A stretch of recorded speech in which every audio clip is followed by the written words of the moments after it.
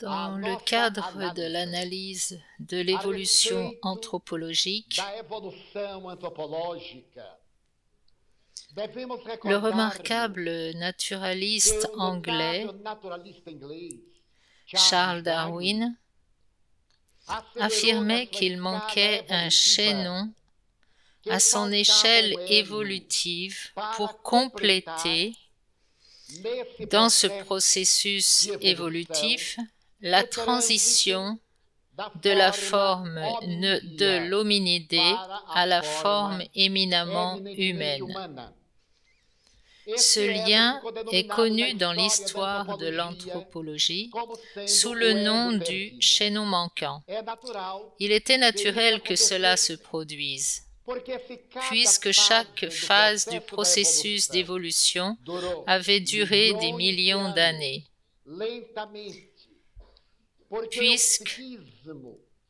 Car le psychisme, en devenant esprit, évoluait du primitif à la raison.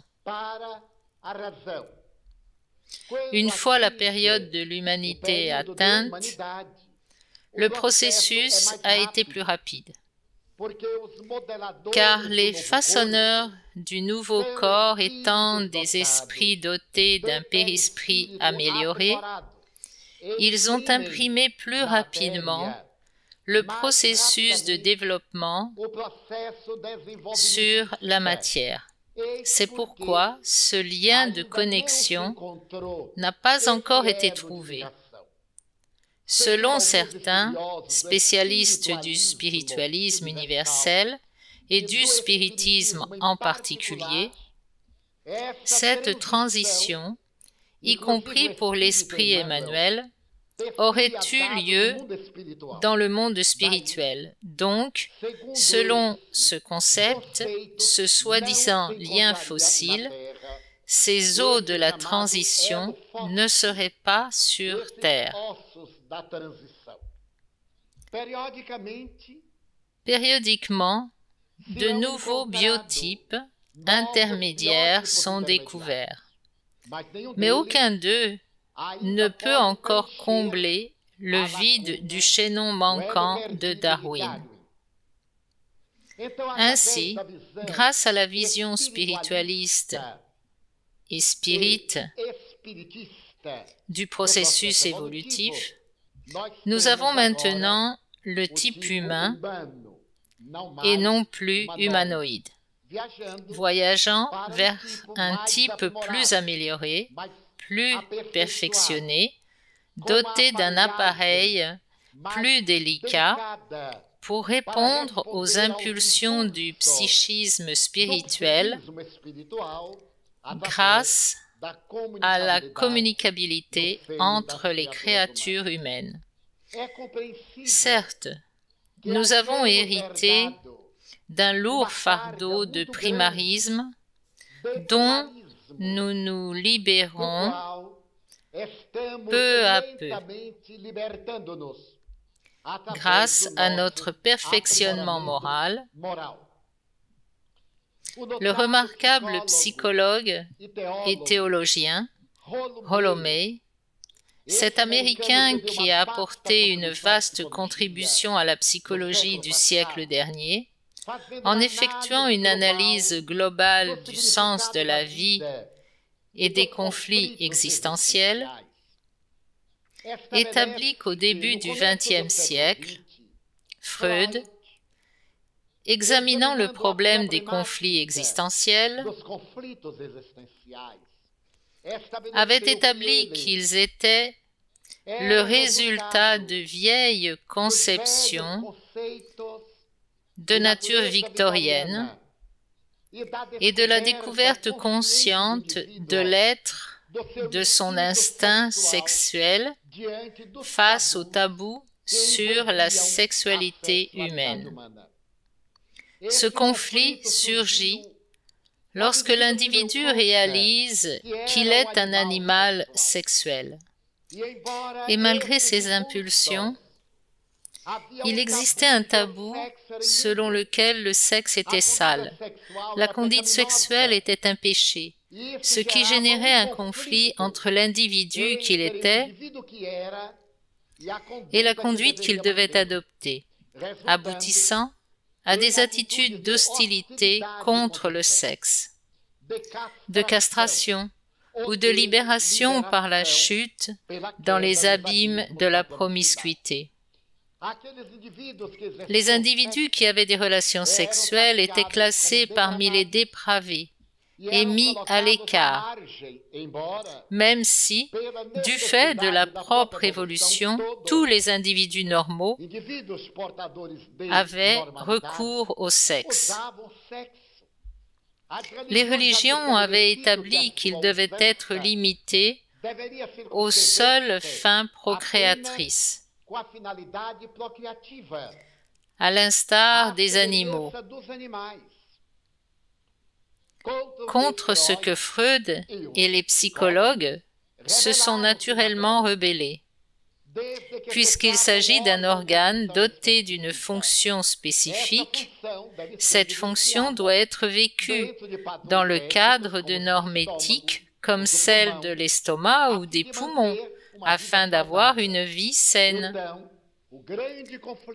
Ainsi, le conflit de la première étape du XXe siècle a été ce conflit contre l'identification de la pulsion sexuelle et le tabou entraînant l'individu à une quasi-frénésie, à des comportements absurdes, à des attitudes qui mènent à des troubles, des dérives et des conflits existentiels. Toujours selon Rolomé, vers les années 1920, le notable Otto Rank établissait que la société était en grand conflit à cause de son complexe d'infériorité, à cause de l'individualisme et à cause de la culpabilité. La mentalité du XIXe siècle faisait des industriels des surhommes. Et cette image est restée jusqu'à la Première Guerre mondiale. Ces industriels dirigeaient le monde. Leur puissance économique, leurs ambitions ne les ont pas empêchés d'avoir aussi de graves conflits. Placés sur un piédestal, ils étaient confrontés aux mêmes difficultés que n'importe quel autre citoyen. Otto Rank établit que cet individualisme, ce complexe d'infériorité naturelle de la créature humaine face aux forces galvanisantes de l'univers, a généré en lui une culpabilité inconsciente. L'héritage de la Première Guerre mondiale a laissé chez les grandes nations la marque de la culpabilité, de la destruction massive de communautés, de pays et du déclenchement de besoins inédits. Vers 1930, un autre chercheur, Horney, a établi que la société traversait une période très conflictuelle, celle des conflits de groupe. Et ces conflits de groupe, pour pouvoir imposer leurs passions, ont généré des personnalités schizoïdes qui ont eu du mal à s'adapter à ces impositions, manifestant leurs conflits existentiels. Il a lui-même établi qu'après les années 1950, la société, écrasée par les guerres, victime des ambitions du pouvoir absolutiste de certaines nations, a créé un état de vide existentiel, d'absence d'objectifs. L'existentialisme français a fait des hommes et des femmes de simples animaux sensoriels, voulant jouir le plus possible. Car soudain, la guerre arrive, une bombe tombe et tout est anéanti. Rolomei établit que cette société à partir des années 50 est une société du vide. Il définit ce vide non pas comme étant celui de gens creux, mais comme des gens déstructurés, qui ne savent pas ce qu'ils veulent, des gens qui se laissent invariablement guider par la vie, des gens sans identité, des individus miroirs, qui s'habillent, dialoguent, se nourrissent, résident selon les standards établis par d'autres. Ils ont perdu leur propre identité. Ils appartiennent donc à ces modèles sociaux, car ils ont peur du concept social. Tout cela mène l'individu en soi et la société dans son ensemble à des conflits existentiels que leurs anciens n'avaient pas connus. Et nous voyons que les individus d'aujourd'hui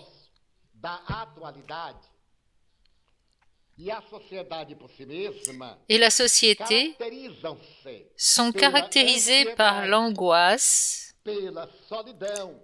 la solitude et la peur, conséquence naturelle de ce vide existentiel. Nous vivons à une époque d'anxiété névrotique. Cette anxiété névrotique, selon William James, signifie craindre quelque chose qui écrase une partie de nous-mêmes, sans véritable raison. Par exemple, je vais traverser la rue, et quand je suis plus ou moins au milieu de la rue, je vois un véhicule. Je calcule sa vitesse et le temps que je mets pour arriver de l'autre côté. J'ai une crainte lucide, logique. Je ne veux pas me faire écraser, c'est bien naturel. Mais si, par exemple, je traverse la rue, je vois un véhicule venir dans ma direction et que pendant que je calcule, je réalise qu'un autre arrive dans le sens contraire, j'ai un choc émotionnel. Abasourdi, je ne prends aucune décision. C'est une angoisse névrotique, car le danger n'est pas réel.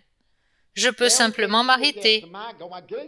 C'est un danger qui prend le dessus de mon self et cette anxiété m'épuise. Car à partir de là,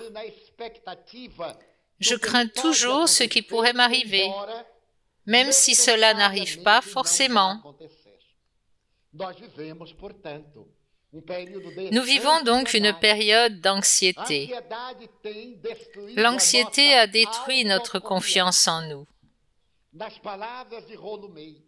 Selon Rolomei, la conscience de soi. Nous vivons toujours dans l'attente de quelque chose de pire qui pourrait nous arriver. Et quand ça nous arrive, nous soufflons. Heureusement, cela aurait pu être pire, alors qu'il aurait fallu avoir une autre attitude. Cela aurait pu être évité. Dès lors qu'on vit en paix, vient l'autoconscience des événements, de la réalité.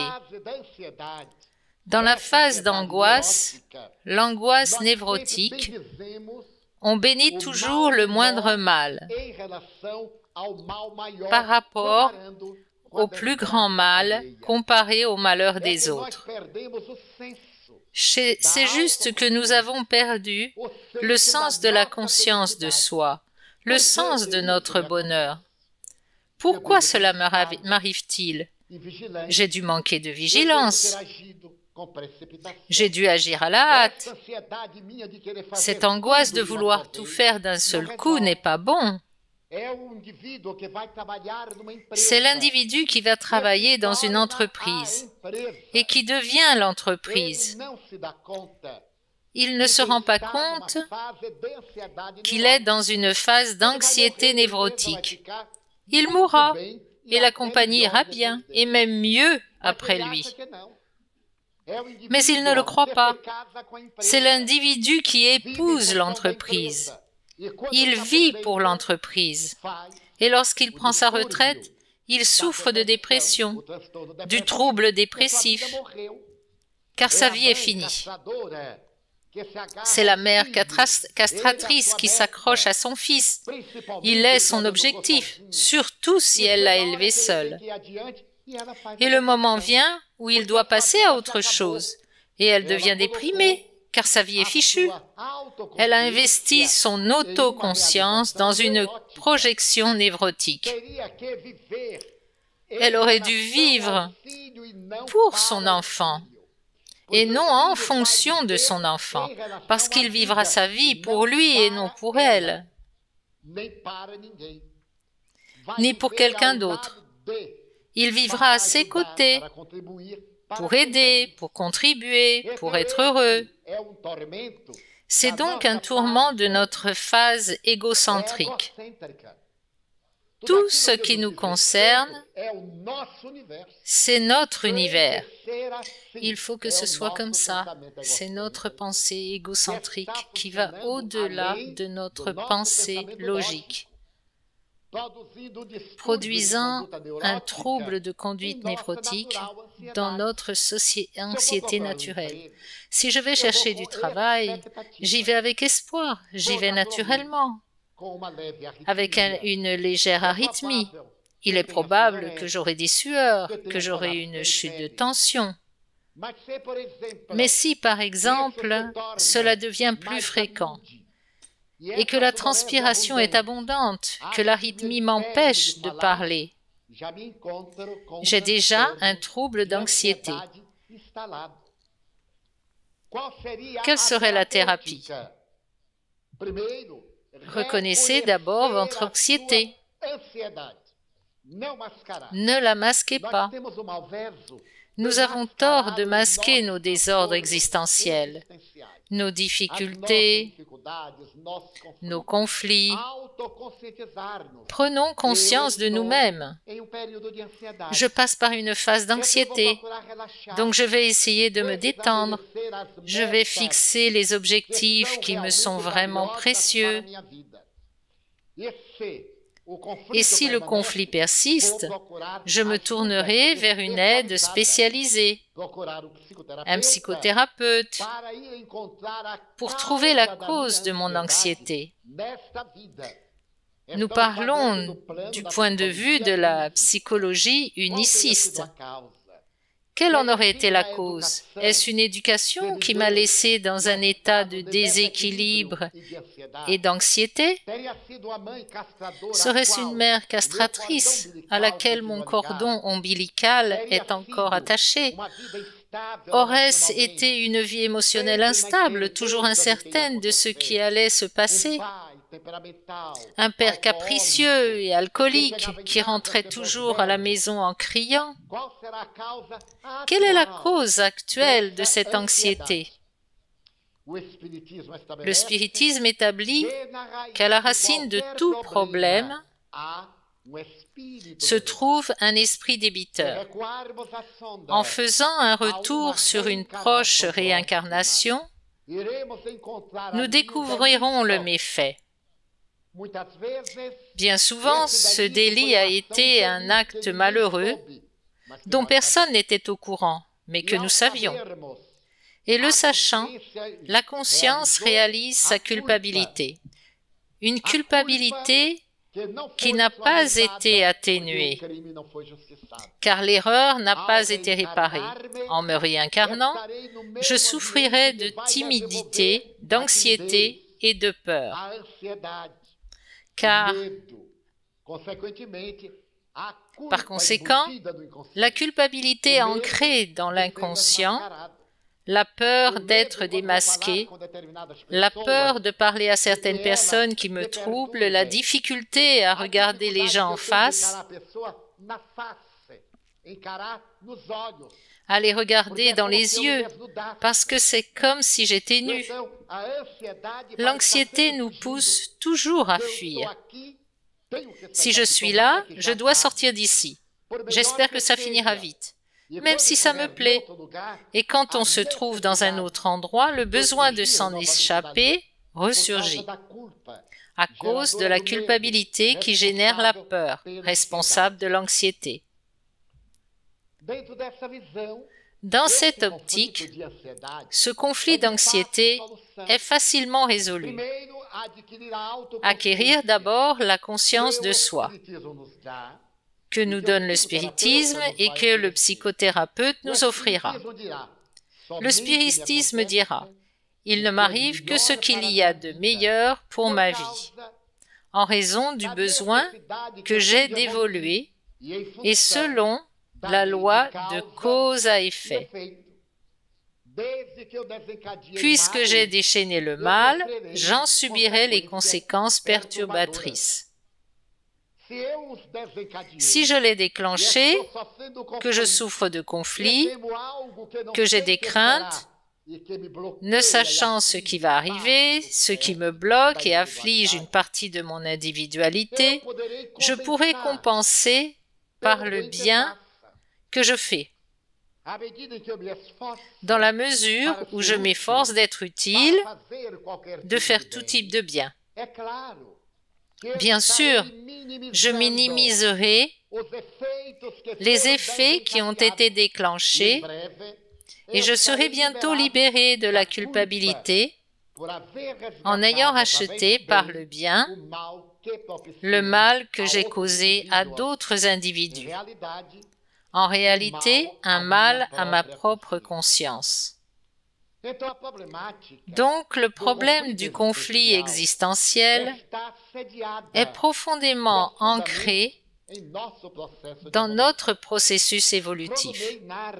Rolomé raconte l'expérience très curieuse d'un jeune musicien qui avait trouvé dans la musique son épanouissement. Étant un beau garçon, il était naturel que l'imposition sexuelle se manifeste en lui. Il noua bientôt une relation avec une jeune femme et l'invita à dîner. Quand elle se présenta pour dîner, il ressentit un conflit. C'était sa première expérience de sortie avec une jeune fille et il ne savait pas exactement comment se comporter. Là résidait la culpabilité inconsciente pour des attitudes qui avaient nui à autrui. Il n'avait aucune raison d'avoir des inquiétudes. Il suffisait d'agir naturellement. Mais la culpabilité qui était installée créa rapidement un conflit. Et au lieu de faire de ce dîner un plaisir, il commença à avoir hâte d'en finir et d'être libre de retourner à son instrument de musique pour se réaliser. Fuite psychologique. L'individu remplace son conflit par quelque chose qui lui procure du plaisir, quoique ce ne soit pas la véritable raison du plaisir. C'est le mécanisme qui lui permet d'échapper au devoir de réadaptation grâce à quelque chose que l'individu sait faire et lui permet de rester seul. En conséquence, une fois le dîner terminé, il a développé une anxiété névrotique et à partir de ce moment-là, chaque fois qu'il se trouvait à côté d'une jeune fille, il était troublé car il ne savait pas exactement comment se comporter, créant une situation plus profonde dans le domaine des conflits existentiels qui était un trouble névrotique qui allait influencer sa carrière. Car il était contraint de vivre avec des groupes, être avec des filles, des femmes, des enfants, des hommes et des adultes. Alors l'individu commença à fuir dans la solitude. Une solitude ancrée chez l'individu sous la forme d'un besoin punitif. Certains ont en eux cet héritage de vie monastique, d'existence religieuse. où la vision de la nature semblait paradisiaque, car se plonger dans la méditation, dans le cloître, signifiait la réalisation de soi, quand au fond, c'était pour fuir les conflits sexuels. Comme l'individu considérait que le sexe était immonde et la religion le qualifiait d'instrument du péché, qu'a-t-il fait? Dans le conflit qui s'engage, au lieu d'avoir une vie fonctionnelle, une vie biologique normale, il cherche son épanouissement dans une évasion psychologique. Le spiritisme étudie le problème lorsqu'il parle de la vie contemplative, qui est une vie d'inutilité. C'est une vie dans laquelle l'individu tue l'occasion de servir, parce que la nature est progressive. Rien ne s'arrête dans l'univers. Tout est toujours en mouvement dans un processus d'évolution ininterrompu. Mais l'individu s'évade pour servir Dieu qui est abstrait, alors qu'il devrait servir les êtres humains, qui sont les expressions de l'amour de Dieu, et par conséquent servir Dieu. Au fond, c'est un égocentrisme égoïste. L'individu ne pense qu'à se sauver et non à évoluer avec tout le monde. C'est Maya qui demande à Bouddha de mourir puisqu'il a atteint la plénitude, alors que les dieux lui demandent de vivre pour aider l'humanité. Au lieu de la vie contemplative, il choisit de porter son message dans le sud de l'Inde, en marchant et en parlant des 4 nobles vérités du dépassement de soi, non par la castration, mais par la conscience de soi, la sublimation. Je suis un animal avec des pulsions et je dois éduquer ces pulsions pour dépasser ma nature animale, mon héritage. Ce qui ne veut pas dire que je n'utilise pas l'organisation animale dans laquelle je me trouve. Cette organisation animale a des fonctions et je dois les exercer en faisant des choix. Je peux aussi ne pas vouloir les utiliser, car je n'en ressens pas le besoin. Ce n'est pas de la castration. C'est un choix entre certaines activités et la sélection d'autres comportements. Je choisis ceux qui me font le plus de bien, sans me mettre en conflit avec d'autres. C'est un processus de sublimation. L'individu habitué à une alimentation lourde et abondante, et qui rééduque ses habitudes alimentaires, acquiert une vie organique plus saine. Et il est plus vif. Moins de toxines cérébrales encombrent sa pensée. Sa vie devient plus agréable. Il est plus heureux, contrairement à quelqu'un qui est lourd, somnolent, intoxiqué, souffrant de troubles gastro-intestinaux, qui a une mauvaise alimentation. Alors, face à cette situation d'anxiété, de solitude et de peur, je dois réagir de façon rationnelle. Peur de quoi? Les gens me disent « Mon Dieu, j'ai peur de sortir maintenant. » Mais rien de pire que de rester à la maison. Le bandit entre aussi, verrouille la porte et c'est pire. Dans la rue, on crie, on court, les gens courent aussi. Mais à la maison, on court où? On doit donc faire une analyse plus minutieuse des peurs.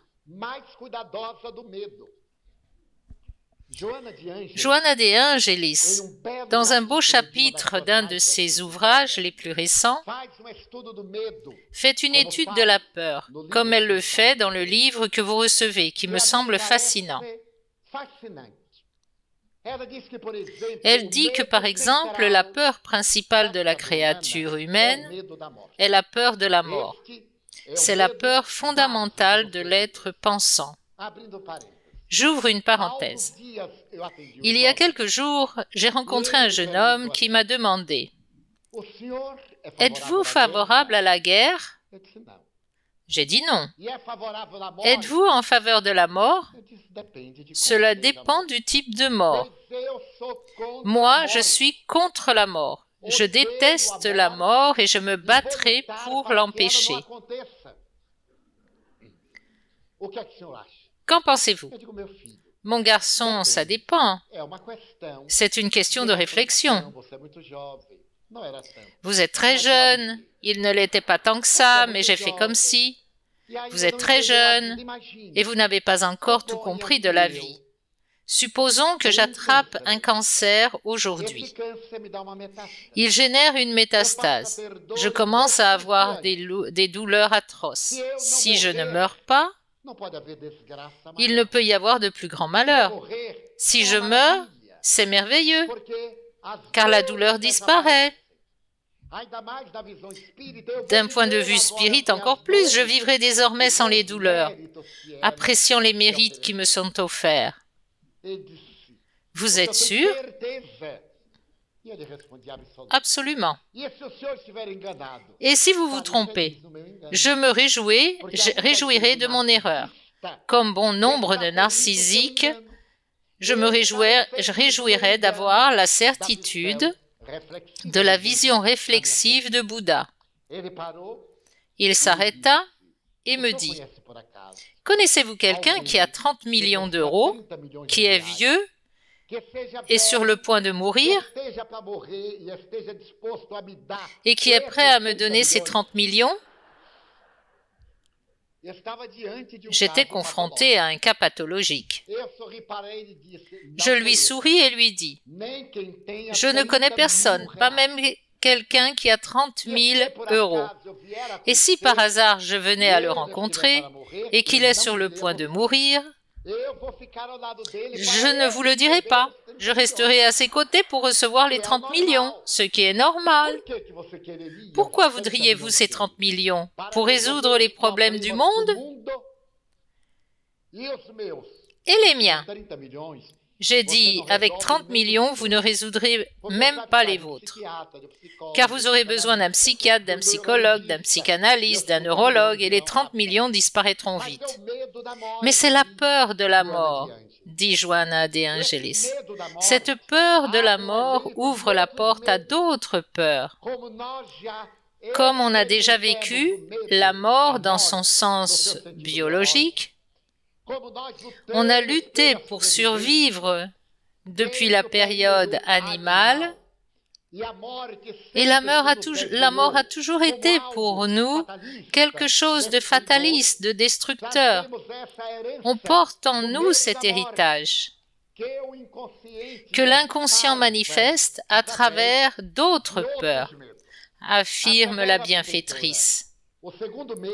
La deuxième peur est la peur de la vieillesse, car la vieillesse, par analogie, nous rapproche de la mort. On a donc peur de vieillir car on va bientôt mourir. Alors on doit avoir une pensée lucide et logique. Mais des nouveau-nés meurent, des enfants meurent, des jeunes meurent, des adultes meurent. Et peu de personnes âgées meurent.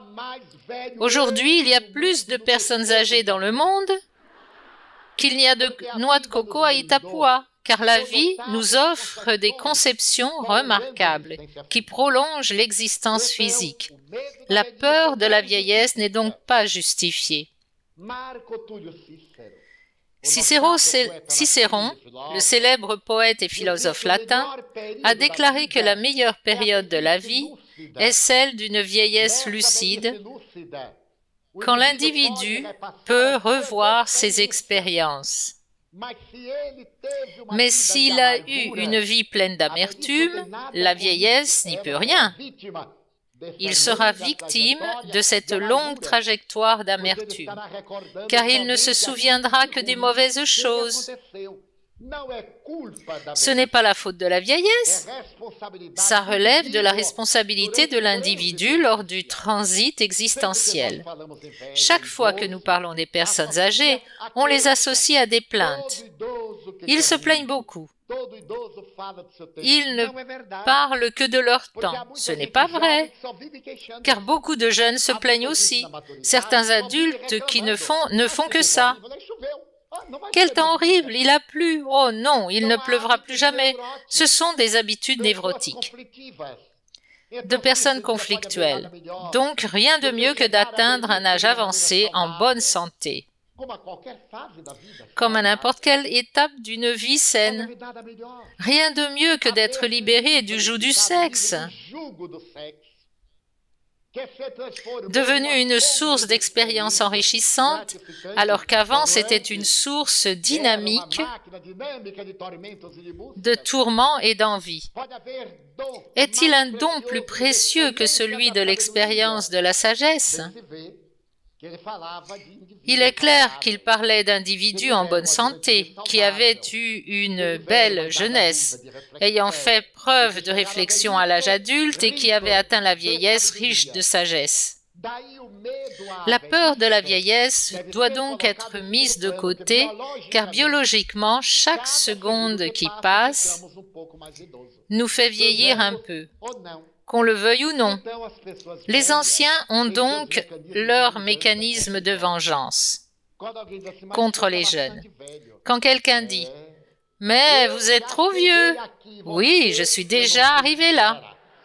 Mais je ne sais pas si vous y arriverez. » C'est une forme de vengeance. Mais cette peur de la vieillesse n'est pas justifiée. Alors, une autre peur est apparue, celle de la maladie. Car la maladie porte en elle un possible pronostic de mort rapide. Et la santé? Les balles perdues ne tuent pas les malades, elles ne tuent que les personnes en bonne santé. Elles tuent rarement les personnes âgées, elles ne tuent que les jeunes. D'ailleurs, j'étais à Rio de Janeiro en août, quand quelque chose de tragicomique s'est produit. Dans un certain quartier, le corps d'une dame décédée était veillé, quand une balle perdue entra par la fenêtre et la tua une deuxième fois. Un fait paradoxal. C'était choquant. C'était comme pour garantir sa mort. La crainte de la maladie n'est donc pas justifiée. Et quand on éprouve un trouble quelconque, on l'augmente. Et bientôt, on se dit que l'heure de la mort est venue. Certains souffrent de quelque chose, alors leur système émotionnel désajusté, riche en conflits, aggrave la situation qui devient pénible. Pourtant, ces gens ne meurent jamais. Ils tuent leurs proches. La famille n'en peut plus. Ils vont aux funérailles de tout le monde, mais ils ne meurent pas. La troisième peur est celle de la pauvreté. Et il existe un autre lien, car lorsqu'une personne pauvre tombe malade, elle n'a pas les moyens de soigner sa santé. La pauvreté entraîne donc une aggravation de la maladie qui mène à la mort. La mort est ancrée dans l'inconscient profond, d'où la peur de la pauvreté. La pauvreté n'est pas exclusivement l'absence de ressources économiques et matérielles. Nous devrions avoir peur de la pauvreté morale, qui nous enlève notre discernement, qui nous enferme dans l'ignorance. Mais hier, quelqu'un est venu me voir. Après m'avoir raconté toutes ces tragédies et vicissitudes de ces dernières années. Elle me dit, je vis à titre gracieux chez des gens, mais tout cela est secondaire. C'était une personne modeste, culturellement parlant, mais très sage. Tout cela est secondaire, car si je tombais malade, ce serait pire, parce que l'argent va et vient. Nous avons une maison et nous la perdons, et en obtenons une autre. Maintenant, la santé, c'est plus compliqué.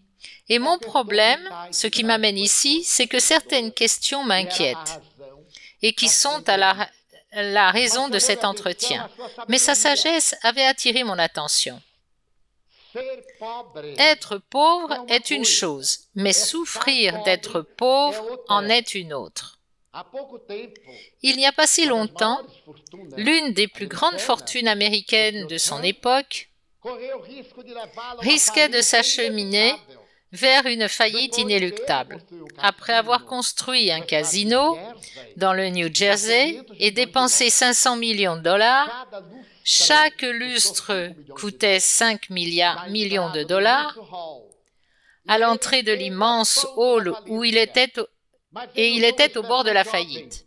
Mais il a réagi, il a renversé la situation et il a récupéré son argent. Donc, avoir de l'argent ou ne pas en avoir n'est pas fondamental. Par contre, il faut savoir utiliser les ressources et avoir les connaissances nécessaires pour ne pas être pauvre, intellectuellement et moralement parlant. Voilà ce à quoi il faut arriver. Et Joana de Angelis poursuit. L'autre peur est la mort d'un proche, car tout de suite on pense « je serai le prochain ». Si nous voyons un enfant mourir, les parents disent « mais c'est injuste ». Selon la loi naturelle, nous devrions partir avant. Nous donnerions notre vie pour notre enfant, qui n'a aucune expérience. Mais si c'est un proche, on dit « ça s'approche ». Comme dit un de nos amis, au fur et à mesure qu'une connaissance décède, son nom remonte sur la liste. Alors, qu'a-t-il fait? Il a déposé une requête, il a été classé en dernier. Il est donc descendu et il est arrivé à la mère d'un de nos amis, qui lui est apparu et lui a dit « Dis à ma fille que tu la devanceras. » Et il le lui dit et elle en a été très attristée. Quelle horreur! Oui, j'irai devant pour porter ton cercueil. Ça l'a soulagée, mais elle pleurait sa propre mort. Pour finir, Joana de Angelis établit le dernier type de mort, la peur de la critique des autres. Nous, les personnes miroirs, avons terriblement peur de l'opinion des autres. Dans ma région, on dit « l'opinion des autres n'apporte rien, mais nous aimerions tant que l'on pense comme nous ». J'ai lu quelque part que Winston Churchill, lorsqu'il devint député pour la première fois à la Chambre des communes d'Angleterre, après son discours d'une éloquence politique extraordinaire,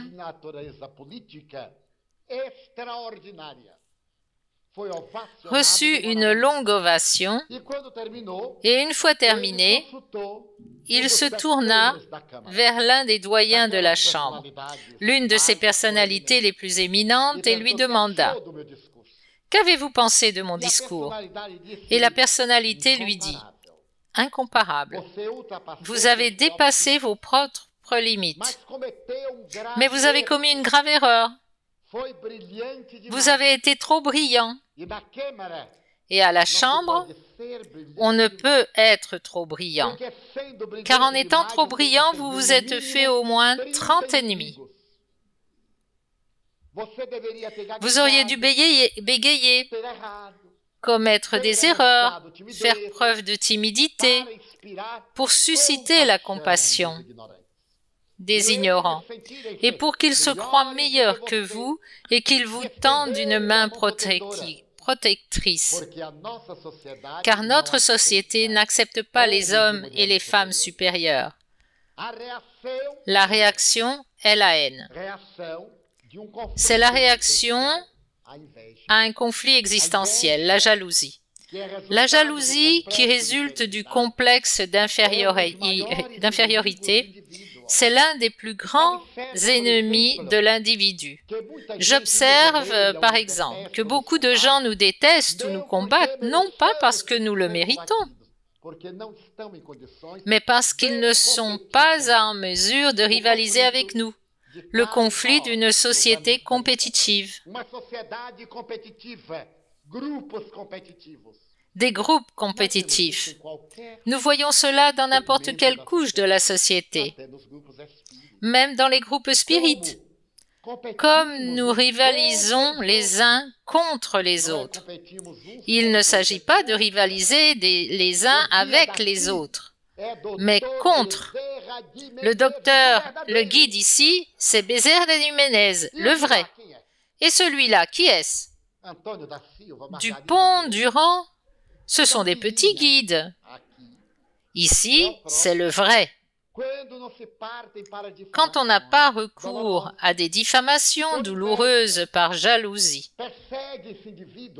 les individus qui attirent l'attention sont poursuivis. Les médiocres ne leur pardonnent pas et ils s'unissent à d'autres comme eux pour combattre ceux qui leur font de l'ombre.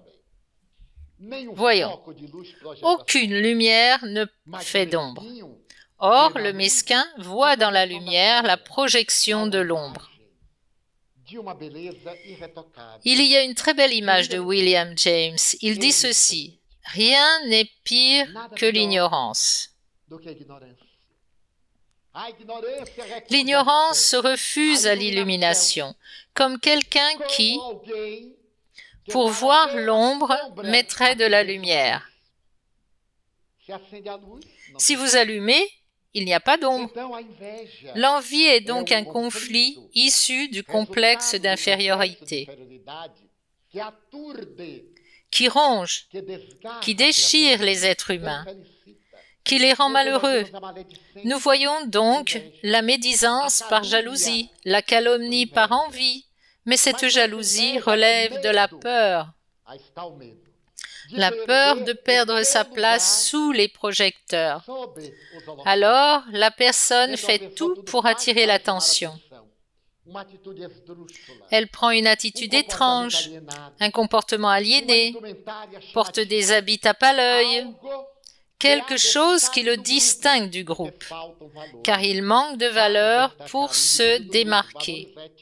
Du groupe, des valeurs éthiques.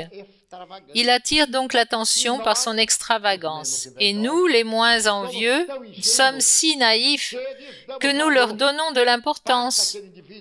Si l'individu exotique passe par là, regarde, il est là pour attirer l'attention. Et voilà, s'il passe et qu'on ne le regarde pas, qu'on s'y habitue, il abandonne et cherche un autre moyen de projeter son ego pour améliorer son image. Nous sommes donc confrontés à cette anxiété générée par la culpabilité qui mène à la solitude. Dans cette solitude, des manifestations de peur et de cruauté apparaissent, car dans la peur, la personne devient cruelle.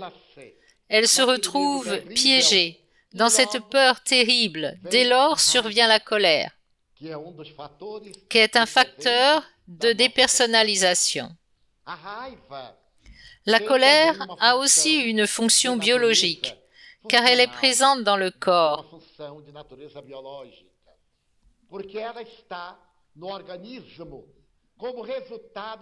À la suite d'une décharge d'adrénaline et de cortisol, qui mène au stress. Lorsque l'individu reçoit du cortisol, naturellement, il se calme, car il s'engourdit d'une certaine manière. Mais l'adrénaline provoque une accélération du rythme cardiaque. Il y a une modification de la glycémie dans les muscles. Et si l'individu se met en colère, de temps en temps, cela ne l'affecte pas. Mais s'il a des colères fréquentes, il aura des lésions fonctionnelles organiques à cause du trouble de la colère, car il manque de confiance. La colère vient quand nous manquons d'assurance. Quand on est confiant, on ne se met pas en colère, on a de la compassion pour l'adversaire. Mais la colère est aussi le résultat de l'anxiété, qui est la fille du manque de confiance comportementale. Alors, tout nous met en colère. Notre discernement est obscurci. Notre capacité à raisonner est bloquée. Et nous prenons les décisions les plus stupides. Quand on a du bon sens, on se repent. Alors, on essaie de rétablir la situation avec un taux élevé de cortisol, qui est un dépresseur. Vient la baisse de vitalité et ses conséquences. Mais les psychologues modernes affirment que d'une certaine manière, ces expériences sont très bonnes, car elles dénotent qu'on est en conflit. Nous ne sommes pas les conflits. Ils nous traversent comme une fièvre. La fièvre est une alarme pour l'organisme du fait de son invasion par des agents bactériens.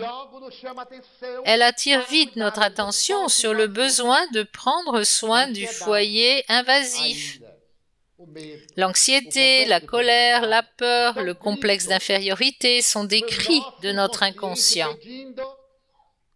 demandant une thérapie pour nous libérer de ce fardeau ancestral relevant du processus d'évolution, de la loi de cause, des actes malheureux à travers la thérapie de l'amour appliquée pour le bien.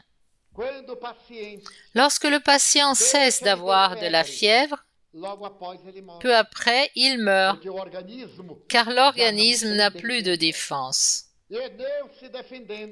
Et ne se défendant plus, il n'y a pas de réaction par réchauffement organique de l'état fébrile. Il faut acquérir une conscience de soi pour analyser nos conflits, car cette anxiété génératrice de troubles va nous mener au stress. Un mot inventé par Seeley en 1948. Auparavant, il s'agissait de neurasthénie. La neurasthénie, qui était un trouble nerveux, avait déjà été cataloguée vers 1879 par un chercheur américain.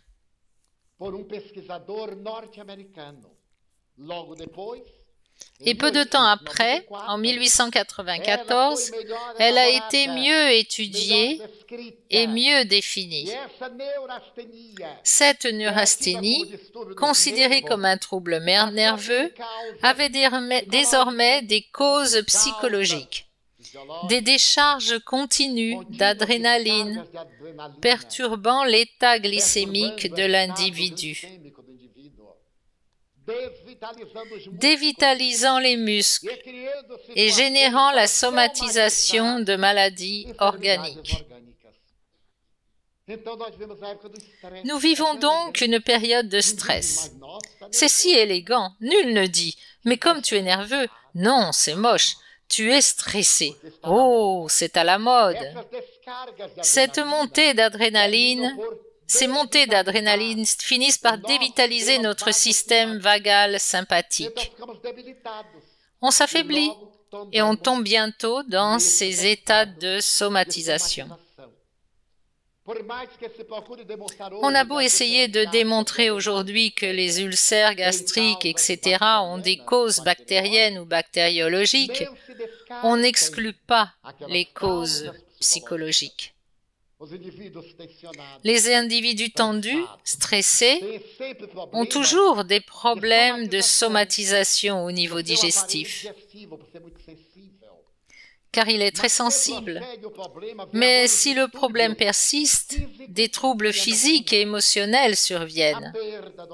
La perte d'appétit, la perte de joie de vivre, la perte d'affection, puis la dépression.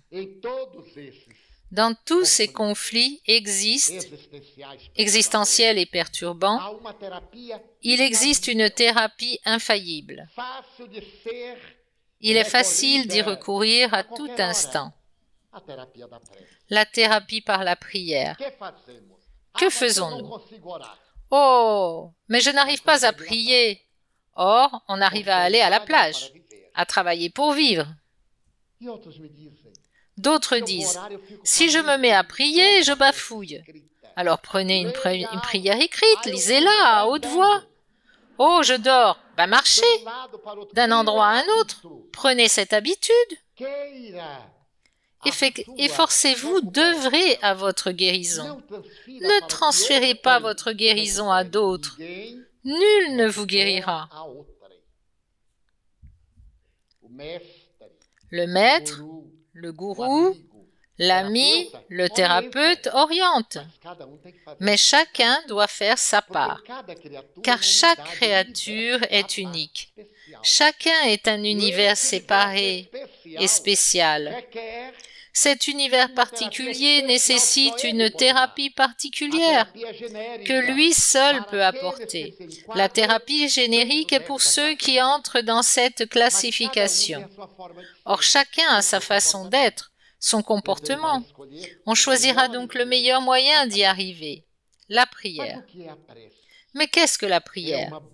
C'est la quête de la cause divine. C'est un voyage en soi-même. Comme le dit la musique, la chanson, accrochez-vous à la main de Dieu et elle vous guidera.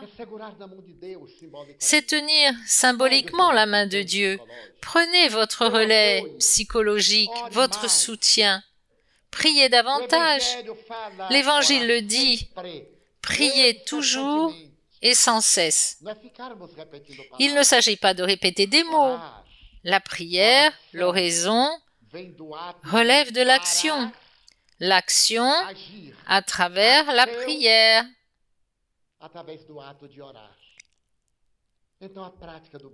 Donc la pratique du bien, cultiver de bonnes idées pour créer de nouvelles habitudes qui seront façonnées dans l'inconscient actuel pour ressurgir demain sous la forme de souvenirs. Si aujourd'hui, des actions passées nous reviennent, si des attitudes perturbatrices nous reviennent à l'esprit, la bonne pratique d'aujourd'hui ressurgira. Elle réapparaîtra plus tard, dans la prochaine existence ou dans celle-ci.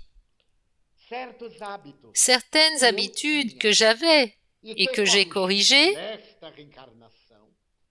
dans cette réincarnation par des exercices mentaux depuis 30 ans sont aujourd'hui devenues naturelles parce qu'elles sont devenues des habitudes.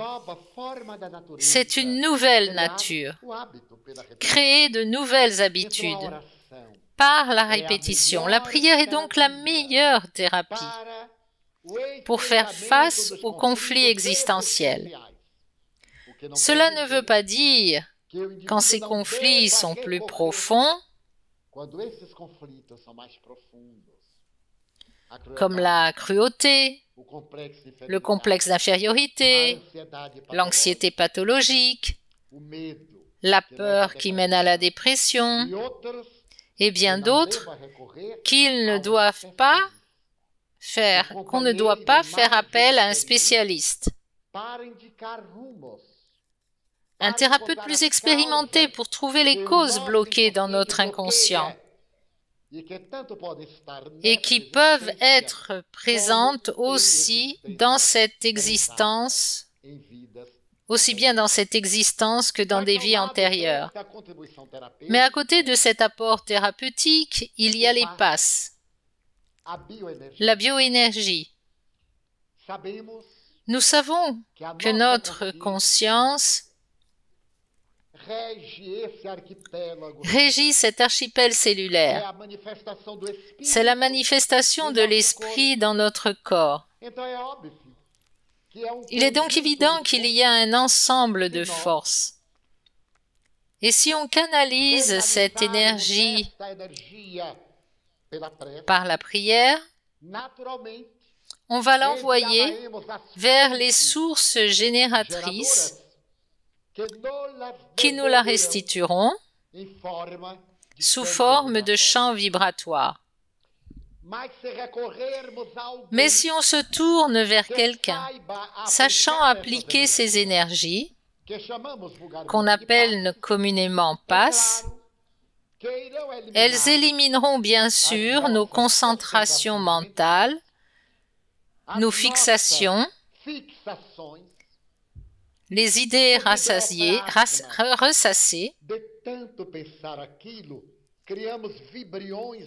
finissant par créer des vibrions mentaux dont nous nous alimentons, et un cercle vicieux se crée. Nous avons de mauvaises pensées, nous absorbons ces idées erronées et nous allons de pire en pire. Car les charges élevées et absorbées augmentent le potentiel négatif des charges que l'on va éliminer. Avec la thérapie des passes, la première action est de nettoyer, entre guillemets, libérer cette densité vibratoire. Supprimer les psychosphères externes pour que l'on respire une psychosphère de nature plus saine. Ensuite, c'est le don. Celui qui est une source d'énergie et qui sait la canaliser va nous envoyer cette force réparatrice qui est absorbée par notre chakra coronal,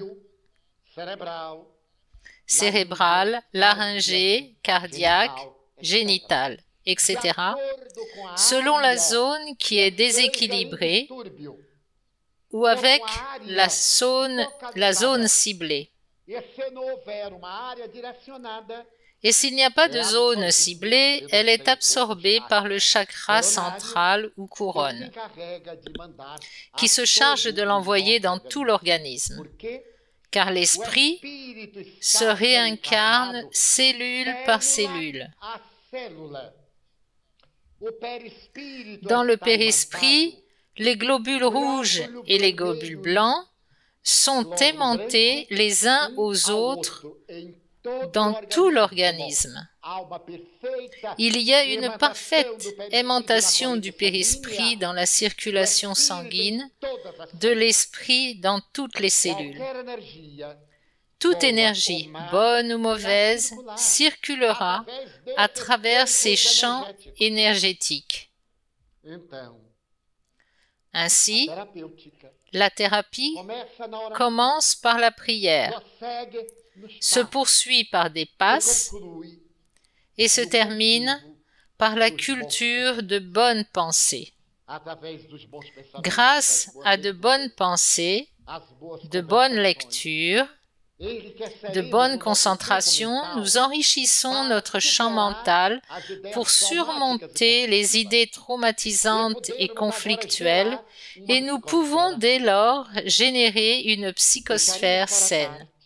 Nous laisserons à plus tard l'interférence d'esprits perturbateurs dans nos conflits existentiels. Nous allons maintenant faire notre pause jusqu'à 15 heures. Merci beaucoup.